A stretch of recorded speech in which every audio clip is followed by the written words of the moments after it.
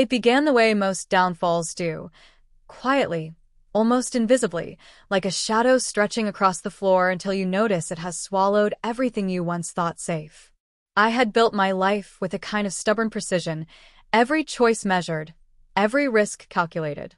My career had been the product of years of labor, nights without sleep, sacrifices I never even admitted to myself. It was the sort of fragile empire you don't boast about, because you know one wrong move could turn it all into rubble. I never imagined the wrong move wouldn't come from me, but from someone who smiled as though they cared, someone who studied my every strength only to turn it against me. He was the kind of man people instantly trusted. A voice like velvet, gestures smooth and assured, a confidence that made you lean in closer, wanting to believe every word he said. He called himself a partner, a friend, someone who only wanted to help shoulder the load I carried. And I, desperate for a little relief, foolishly hopeful that not everyone in this world was out to take, I let him in. The irony, of course, is that cheats like him never break in. They wait for the door you open yourself. At first, his presence was disarming in the best way. He celebrated my small victories as if they were his own, echoed my frustrations, reminded me that I wasn't alone in this climb. He offered advice that seemed sound, guidance that seemed wise, and I leaned on him more than I should have. What I didn't know is that every late-night conversation, every careless detail I shared, every number I jotted down in his presence was being collected, stored, and sharpened into the knife he would one day use. The ruin didn't come in a single blow. It unraveled slowly, like a rope fraying under hidden pressure. First, small deals slipped through my fingers, though I had done everything right. Then, rumors began circling, whispers that I wasn't as reliable as I once was. I tried to fight it, tried to understand where the cracks had formed, but the harder I worked, the faster everything collapsed. What I didn't know was that he was already moving behind me, offering himself as the solution to the very problems he had manufactured. Clients who once trusted me now turned to him, convinced he was steadier, more trustworthy. And I, staggering in the storm of lies, could do nothing as my empire bled out. The day I realized it was him was the day I hit bottom. Everything I had built was gone. Accounts drained, contracts dissolved. Even the few loyal allies I thought I had began to doubt me. He had stolen it all, not just the work, but the very identity I had carved with my own hands.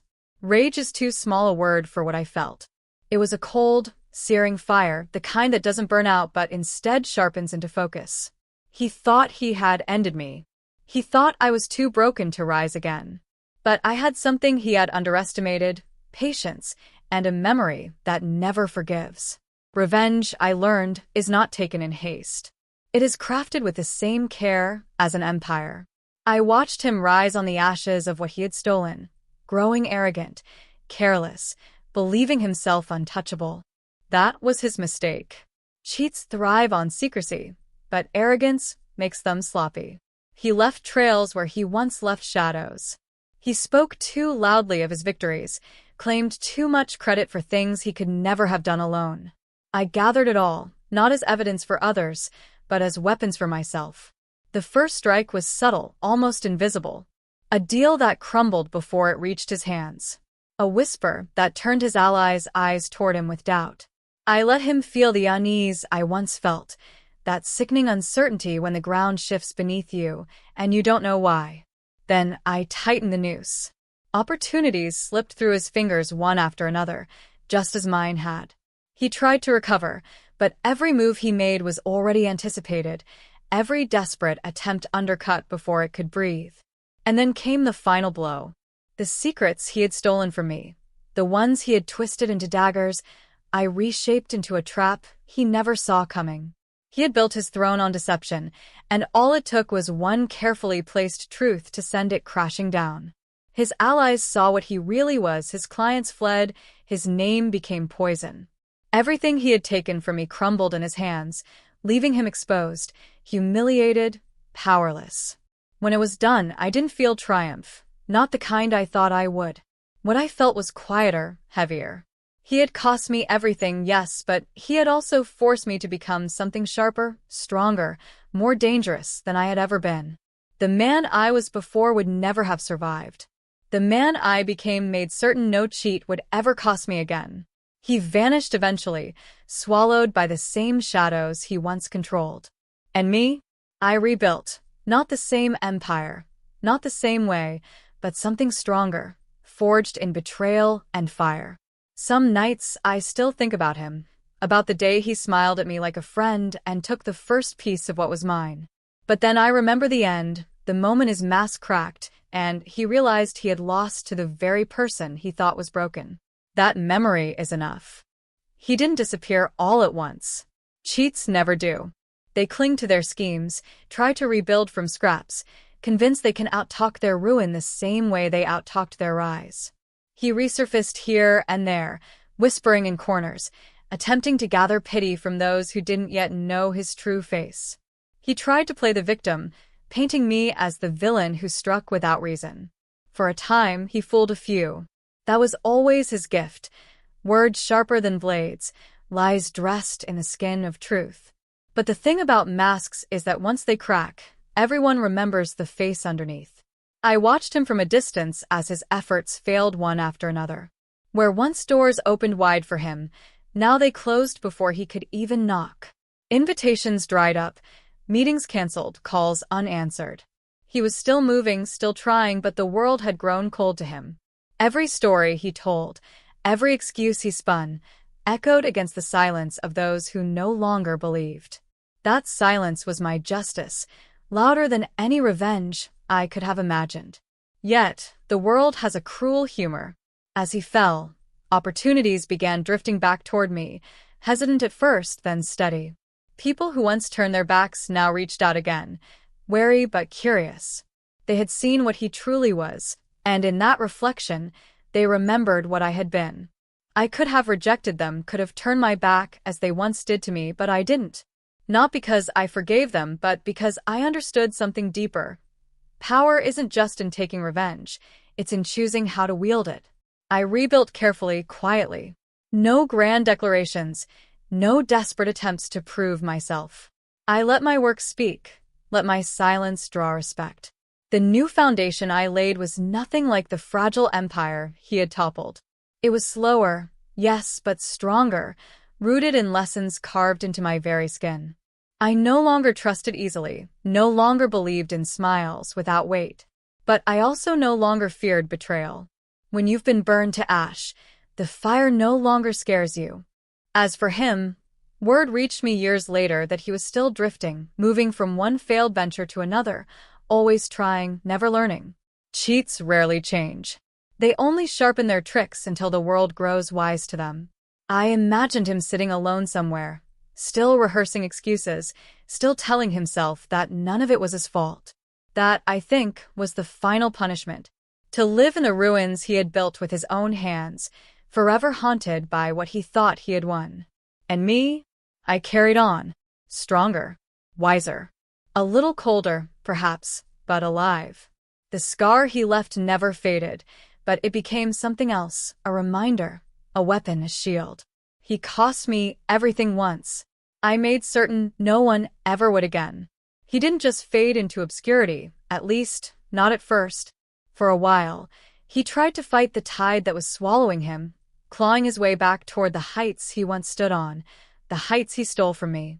I could almost admire his desperation, the way he struggled against inevitability.